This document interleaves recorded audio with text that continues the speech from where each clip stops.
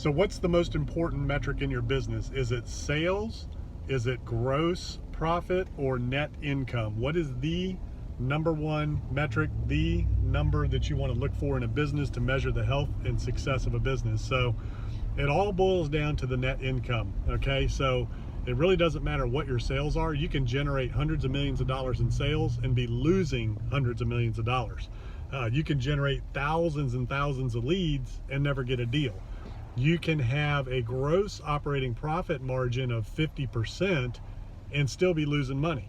So at the end of the day, businesses trade on a multiple of EBITDA, okay, which is equivalent to the net operating income for commercial and multifamily properties.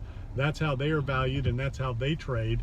So at the end of the day, it all boils down to net income. You want to have a net income, and that number is not easily manipulated. There are standards for determining the net operating income of a property and for determining EBITDA of a business. So all you got to do is look at the numbers and you can tell what the true profitability of a business or property is, what those numbers should be and what they look like. So you can't fake those numbers. Well, I mean, obviously you can fake the numbers, but EBITDA is very specifically defined in terms of what is included in that and what's not.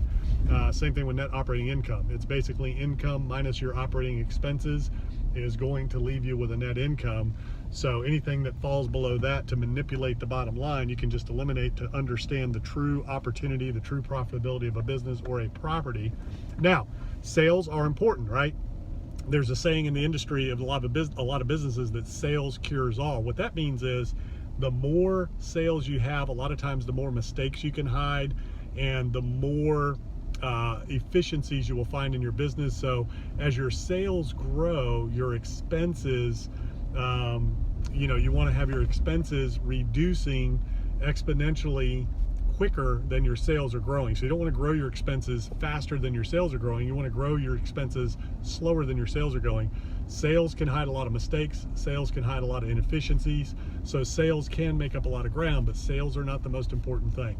You got to have sales to have income, but at the end of the day, how much money are you putting on the bottom line? That's what really matters. It doesn't matter how many units you have, doesn't matter what the value of your portfolio is. You can have $1 billion portfolio and it can be negative cash flow and have negative equity. So at the end of the day, it's all about the bottom line.